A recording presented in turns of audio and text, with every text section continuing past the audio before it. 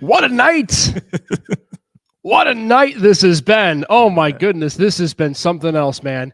Playoff football, baby. It is hard to believe that night one could produce such an incredible aura of playoff football, but yet here we are. And what we've learned this season is to expect the unexpected and to expect to be amazed. And tonight we exactly have been amazed with so many different things. Welcome in everyone to the Gem City Sports Podcast. Isaac Peckash, Jonathan Williams. It is playoff reaction episode, folks.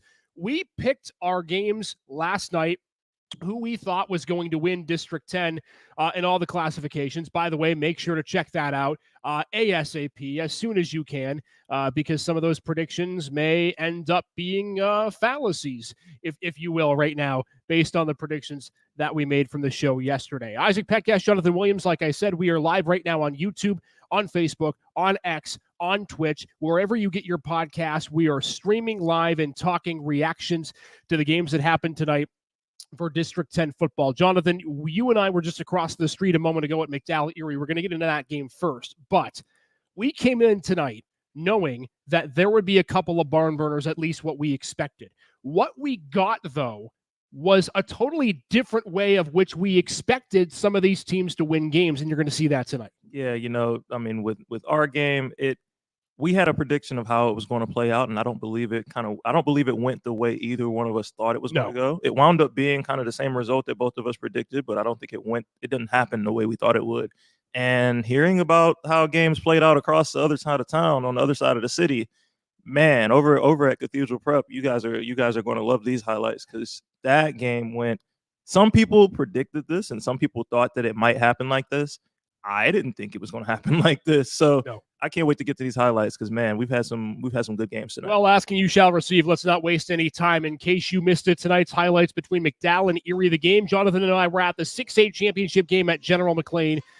And let's see how this game started. Erie made the early mistake. Jonathan Marquand Darnell picked six by Cameron Basto, and that's how McDowell starts the night. Yeah, that was one thing that we keyed on is Erie going to be able to play mistake-free football, and they started off early with a mistake. Then after Erie punts again, guess who? Stephon Porter. He was great today on offense, and we'll show you why the McDowell offense wasn't great in a second. 58 yards to pay dirt.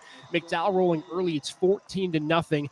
Then a big play here from Blaze Myers. It's 4th and 2 on the third drive. Myers just going straight up the gut, and he dances 60 yards. Jonathan dragging defenders on his back at the end. Yeah, great athleticism to score right there, but I'm not going to lie. You saw the two plays that McDowell's offense made in the first half, because there weren't very many other than that. So Erie looked like they were dead and buried. Then the offense starts to roll. This is a touchdown from Amari Farmer, 22 yards. They get the two to make it 21-8. Then Darnell, deep drop, finding Giovanni Crosby. Look at the afterburners in the juke move. And just like that, 21-14 at the break, Jonathan. Yeah, and we felt the tides turning in this game. Momentum was with Erie going into halftime in this game, and we were all just wondering if they were going to be able to capitalize on it in the second half. And in that second half, they had a chance. It's late third quarter, 4th down, Erie in the red zone. Darnell back to pass. Can't find his man. So McDowell gets the turnover on downs, and in the fourth quarter, they punch it in. Baby Porter, his second rushing touchdown of the night. McDowell leads 28-14, and they would win by that score, claiming the 6A championship yet again from Erie. 28-14, your final score. Porter with 2 rushing touchdowns. The defense pitches a second half shutout, and it looks like, based on the highlights, that McDowell rolled, Jonathan. But as we get into analysis of this game, it was not all peaches and roses for McDowell. This offense, by our count tonight, had 3 first downs. By our count. Again, it's not official. We don't have the official stats yet, but we were counting, and we were pretty good and had a pretty good idea of what it was going to be. 3 first downs all night for McDowell. The one thing I take out of this game, first and foremost, the positive for the Trojans, their defense, which had struggled all year, stepped up when needed. 14 points in the second half shutout. Yeah, they were able to bottle up Erie's offense in the second half and kind of correct some of their mistakes from the first half. But to your point, offensively for McDowell, they weren't what the highlights show. You saw 2 explosive plays. Those 2 explosive plays were their entire offense in the first half, because there wasn't much else cooking besides that. Hats off to Erie's defense, because Erie's defense played really well in this football game, like extremely well. Yeah. They gave up 21 points in a football game, and if you take 2 explosive plays off the board, they gave up 1 drive down the field. Other than that, they played lights out this game. McDowell's defense did as well in the second half, and they cleaned up some mistakes, but it seemed it was more of a defensive battle than the highlights are going to show for sure. one thing we talked about a lot for McDowell, and we're going to get to their offensive struggles in a moment, was the fact that they couldn't throw the ball. Blaise Myers was ineffective tonight. He had the one touchdown run. Other than that, couldn't really do anything at all offensively. But you leave that game, and we left that game, Jonathan, talking about, okay, McDowell probably doesn't feel really good about themselves. But you made an interesting point to me in the car as we were driving over here. It seemed like Erie had that game in their grasp. It was a 7-point game going into the second half, and they had chances. But I question, after this game, as you do, the decision-making by some personnel that Erie decided to put in the second half. Did they coach themselves out of this game? I'm going to say a name for you guys, and if any of you Erie Royals fans are watching, you should know who this kid is and hope that he's still there next year. Shady Smith, number 31, shortest thing on the field, playing running back, was your entire offense tonight when you let him be. When you gave him the ball, when he was in the game, when he wasn't off the field for 2, 3, 4 plays at a time, every time he touched the ball tonight, he was electric. He had a long kickoff return to set up your first scoring drive. When you put him in the Wildcat and direct snapped it to him, 8 yards a pop, a big third down conversion to set up another score for you. Every time he touched the ball and every time he was in the game, he had a positive play with the exception of 1 or 2 times he was stopped for loss. But for some reason, he wasn't that much in the mix as far as the game plan was concerned. It had me scratching my head on the sidelines because it seemed like Erie had a formula that was working. Run the football, run the football, run the football with number 31. It seemed like that formula was working for them and they were moving the ball down the field. But at times, I feel like they almost wanted to get a little bit too fancy. Like, okay, let's put the ball in the air. Yeah. Let's try to pop a big pass. Even the pass play that was on the highlights where they took a shot to the end zone. I don't think you have to throw the ball in that situation. It was a fourth down play. It was like 4th and 5 or 4th and 6. They'd been running for 5, 6, 7 yards a pop, and they had just seen their Wildcat formation generate first down after first down for them, and then they went away from it. I don't get it. Me personally, Erie was in this game all night long. Don't let the 2-score loss fool you. Erie had their opportunities to win this game. Now, I'm not going to put it all on coaching. You can't put it all on coaching. They had a couple big passes dropped, post dropped, a go ball dropped where he still would be running right now all the way back to the city of Erie. Like, they had a couple plays that were left on the field for sure, but it just feels like, man, they were there. They were in this game for the entire game. And 1 or 2 plays made, 1 or 2 personnel decisions, 1 or 2 play calls, and we could be talking about a different result. You know, a lot of times when we talked about this game in previous podcasts, and you talked about this last night, is we felt like if Erie could do 2 things, keep it low scoring and stay in the game into the fourth quarter, they would have a chance to win. They did both of those things. They have now, in 2 games against McDowell, held the Trojans to their lowest point totals of the season in McDowell victories this year. And I think that's a testament. Again, I'll say this in a loss for Erie, and you mentioned it. This defense for the Royals is legit. They did not. I mean, if you exclude the 2 big plays, which really the one was an extremely God run, if you will, from Blaise Myers, and then Stephon Porter broke one. If you were to come into the game telling Erie that you would give up 2 big plays and 3 first downs the entire night, I think you'd have signed up for that in a heartbeat if you're Andre Henderson. And again, they were in this game going into the fourth quarter. The 2 things that concerned me the most for Erie was the reliance on Kwani Darnell and him throwing the football down the field, and the inconsistency on offense when it came to the passing game. It became very clear in the second half, just from what we saw. And again, we'll show you the highlights here, so maybe you can get an idea. Erie had a couple of opportunities to throw the football down the field into the middle of the field, but they went to the sideline in the beginning of the game. The 2 routes that Erie ran all game long were 2 ball go routes on the sideline outside the hash marks and a quick screen. It would be a quick out, try to get a blocker on the outside, get a man down the field. We talked, Jonathan, that, okay, Erie, you set that play up, right, where you throw a quick screen to the outside or to the near side of the field. Use that to your advantage later in the game, right? Run some guy up the seam, fake the screen, have him be open down the field because McDowell's attacking the line of scrimmage. And they didn't do that. I think drops were a big key for Erie. There was a huge play in this game where the Royals had a first down at the 30-yard line. Darnell threw an incredible pass down the sideline. It was dropped. Would have been a sure touchdown or at least inside the red zone. That doesn't end up happening. Erie gets inside the red zone in the third quarter on their second drive of the third quarter. And then they go false start, holding, and it goes from 1st and 10 to 2nd and 36. And all of a sudden, if you're Erie, you're backed up and you're not able to make anything work. It seemed to me like this Royal team on the bus on the way back is going to kick themselves, because to me, it's worse to lose a game in which you know you have a chance to win than get steamrolled, as they have done sometimes in previous years, McDowell, to Erie, and make it so that you knew it wasn't close. I just think at the end of the day, Andre Henderson's team showed that two things can be true at once. Number one, they have made really big strides this season. The defense has been figured out. That side of the ball is perfectly fine. And at the same time, they still have a lot of growing to do if they want to win District 10. There are just mistakes and little miscues you cannot make. And even though McDowell didn't play a great game at all by their standards, Jonathan, they didn't make the mistakes. And that, at the end of the day, was the reason that they're through 6A in District 10. Yeah, in my opinion, like, I'm going to get on you and I'm going to praise you at the same time. Defensively, your defense played with their hair on fire. They did not flinch the entire game. They stood up to the task of stopping Baby Porter, one of the best running backs in the entire district. They stood up to the task of stopping him, only allowing one truly explosive play from him all game long. They bottled him up. They bottled up Blaze Myers. McDowell's passing attack was non-existent, and that's in part to pressure that Erie brought up front. Yeah. And in part to their DBs playing good football and playing good tight man coverage, because they went a lot of cover one and a lot of cover zero tonight. They went a lot of man-to-man tonight. And those guys on that side of the ball stood up to the task. So hats off to Erie's defense. Hats off to Andre Henderson and turning around this Erie Royals program, because and I heard him telling his team in the post-game huddle, they brought a lot of life into that program. They brought a lot of energy back to that football program. And they were in a lot of games that people felt like the Erie Royals can win these games. And they did win they won their share of these games. So shout out to Andre Henderson and his staff and the job that they did this year. But man, you got to be kicking yourself a little bit, because I feel like you were there. You had your opportunities.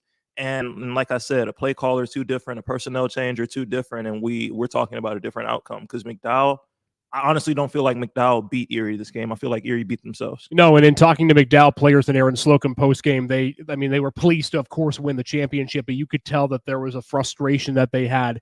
And I even heard some people on the sideline, some who were coaches, I don't know if they were coaches, maybe former coaches or whatnot, people associated with the team, that said, man, there have been some points in this game where it feels like we're down by 2 touchdowns and not ahead by 2 touchdowns. So let's finish with McDowell specifically.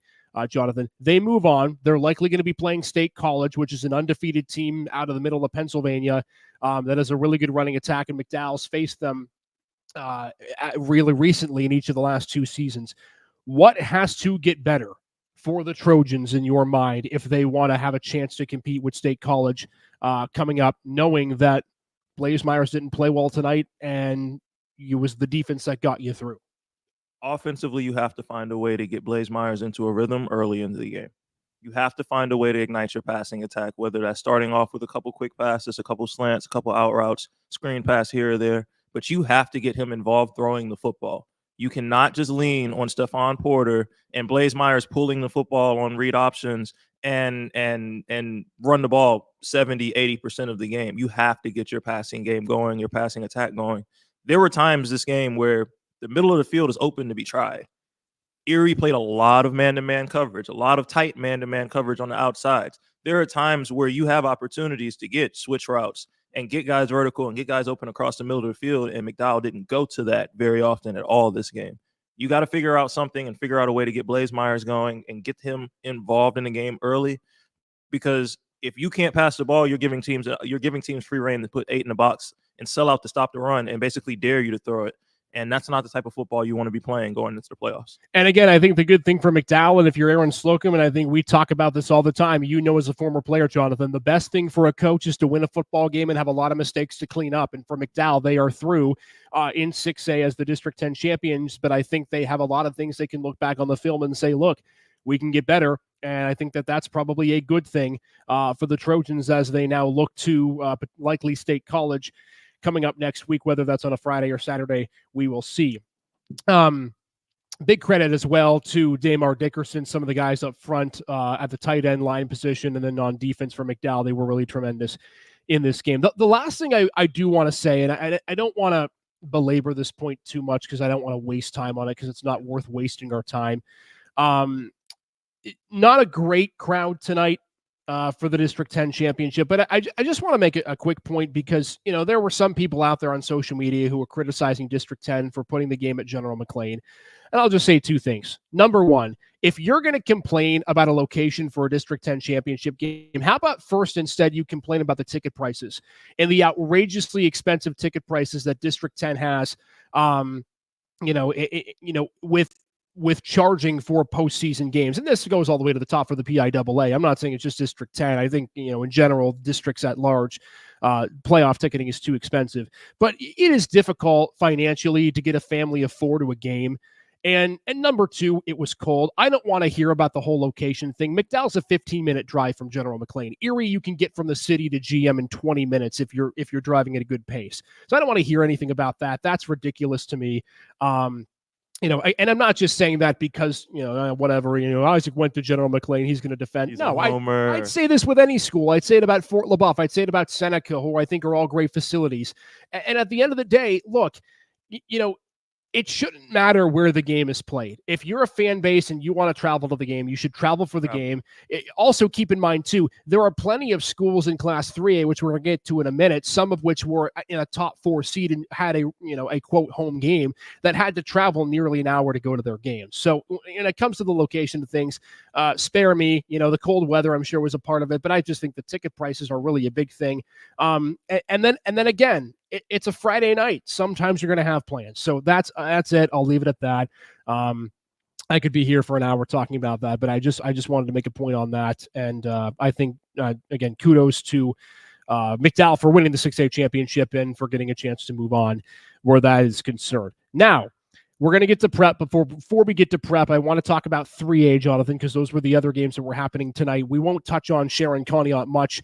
Sharon comes away with a win in Class 3A. Wasn't very competitive, but we didn't expect it to be 65-6 is your final score. In that game, of course, Hickory gets the de facto bye with Slippery Rock dropping out and forfeiting the game against Hickory in the 2-7 matchup.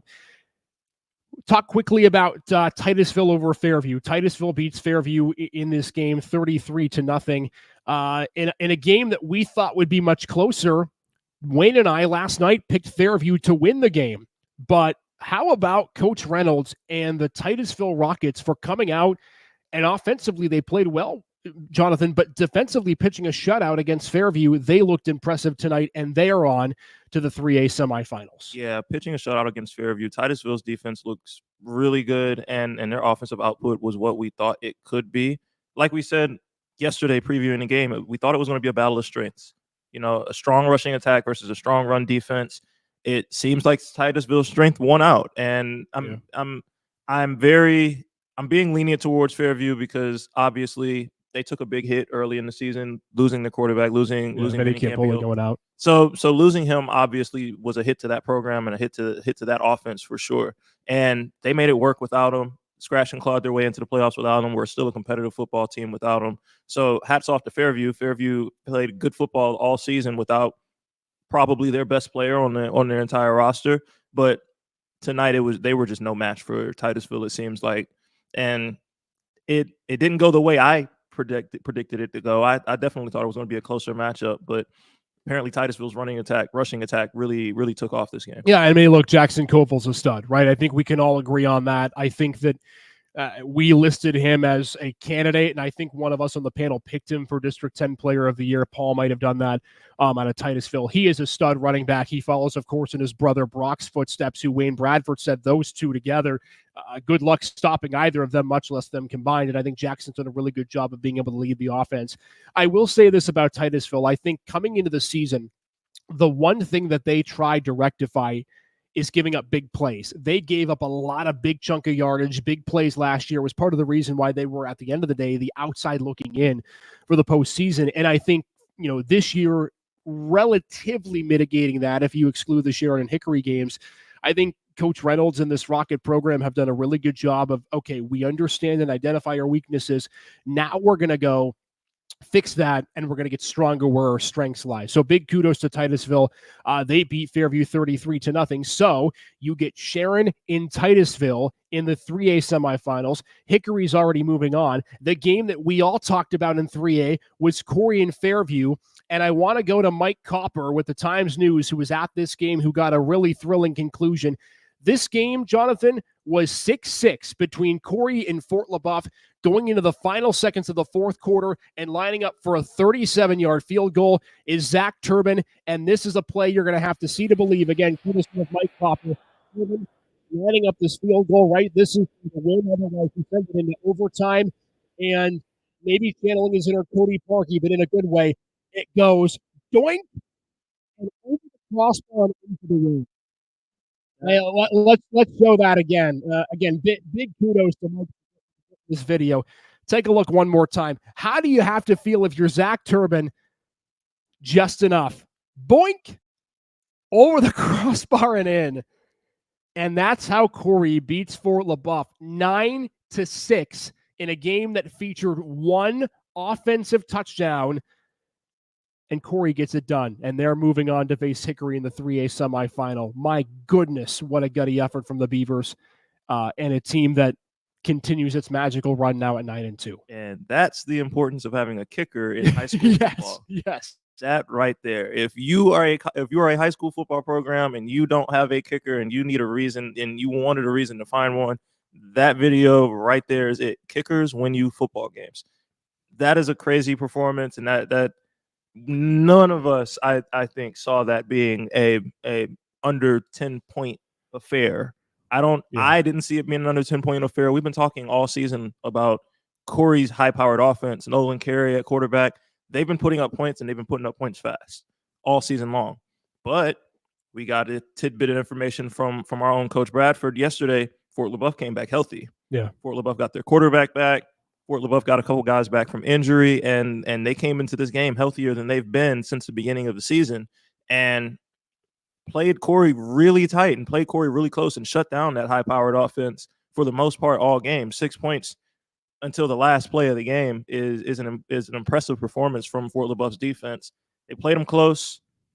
Man, this is why you get a kicker, though. This is why you have kickers in high school football. Go to your local soccer coach. Go find somebody from your soccer team and give them a tryout, because I've seen too many football programs not have one, and I bet you Corey is really glad that they had one. Yeah, I think Dom Walters coming back for Fort LaBeouf gave him a sparkle, though the offense really wasn't the story in this game. And how about this? You think about this, Jonathan, the irony of the season, right? We had talked all year about how Fort LaBeouf were the cardiac kids, right? Their last-second victories, the games in the fourth quarter that were one-possession games that they won. One of them being against Corey in earlier in the season, in what was really Corey, they could say they're probably their worst loss of the year, because they really would have liked that game back.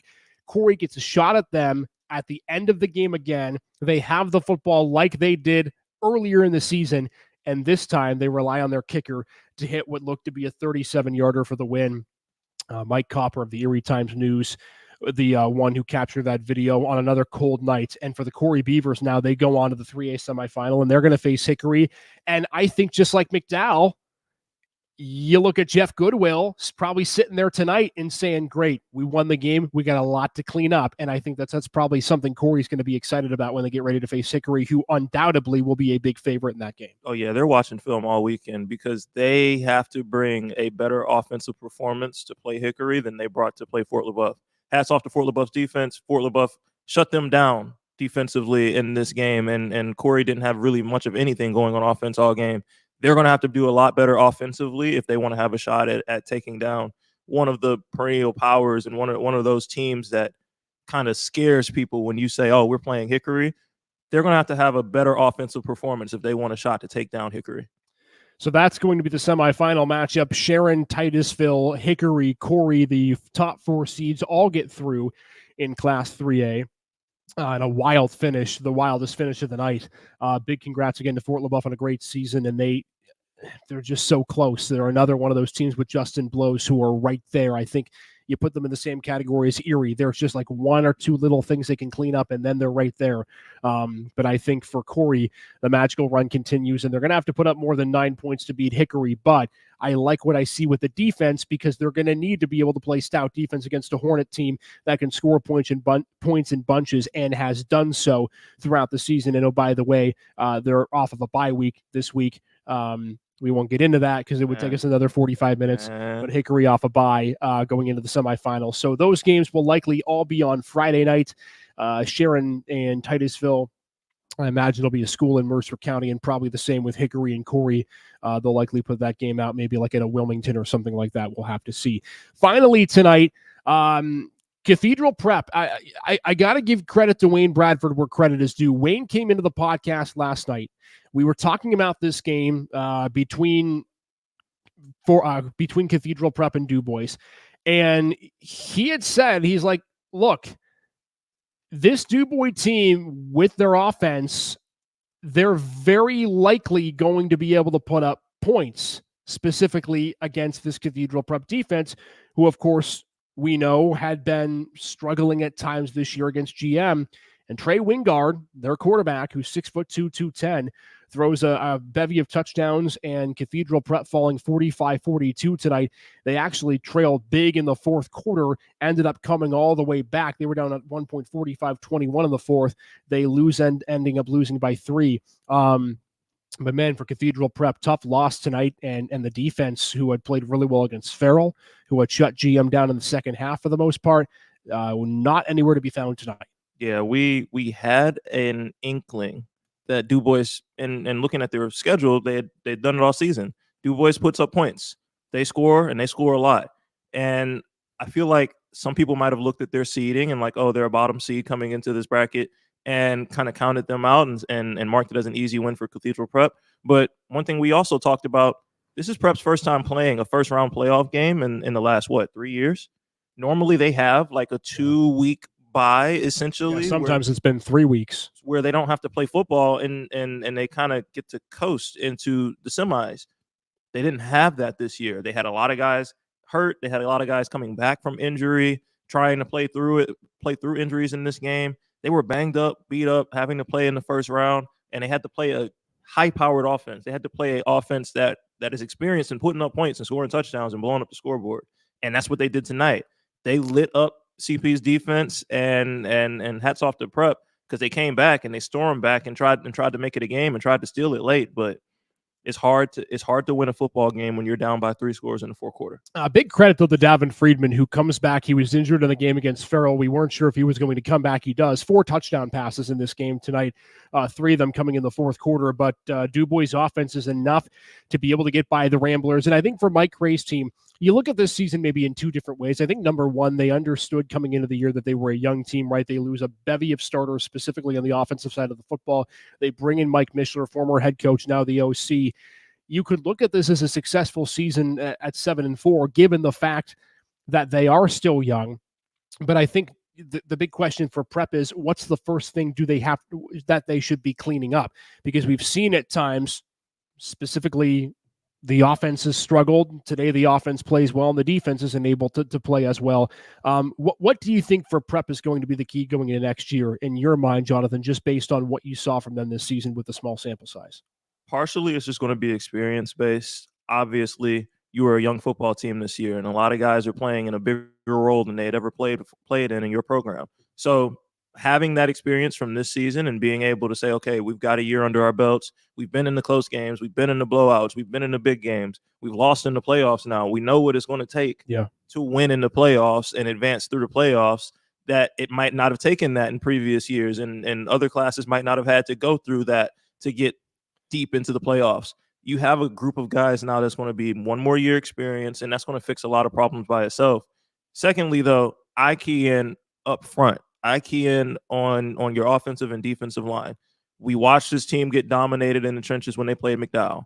We watched them against GM, and they didn't really dominate the trenches the way you would expect not until the fourth quarter. No, the way you would have expected them to with their size advantage. GM was smaller up front than Cathedral Prep, but it seemingly outplayed them for most of the game, at least up until the fourth quarter. So that's going to be an area of focus, in my opinion, for Prep to get better at an offseason. Hit the weight room hard, be in the weight room all winter consistently, and get bigger and get stronger up front, and come back with some better play in the trenches this year. So those are the games that all happen tonight. A lot of great games as well tomorrow we want to mention, and it starts with 2A, which I think could be the two most interesting games of Saturday. You've got Sharpsville and Mercyhurst Prep, the 2-3 matchup in 2A, and then the 1-4. It's a Farrell Seneca, interesting game. I believe at least one of us picked Seneca for the upset in that game. I think Wayne did tomorrow. Speaking of Wayne, he's commenting in on the show. Good to see you, Wayne. Hope the concert went well, by the way. And maybe he's even wearing that Hawaiian shirt. Man. We should have taken a screenshot and put the Hawaiian shirt up on. Maybe what we need to do is we need to start a wall past the green screen of all of the great clothing outfits or like memorabilia items, and that Hawaiian shirt would be number one on that list. Wayne's shirts need their own segment on the show.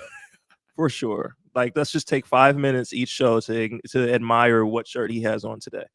I don't even want to know. Being at a concert tonight, you don't even really want to know what Wayne. Maybe he doesn't have a shirt on. That would not surprise me either.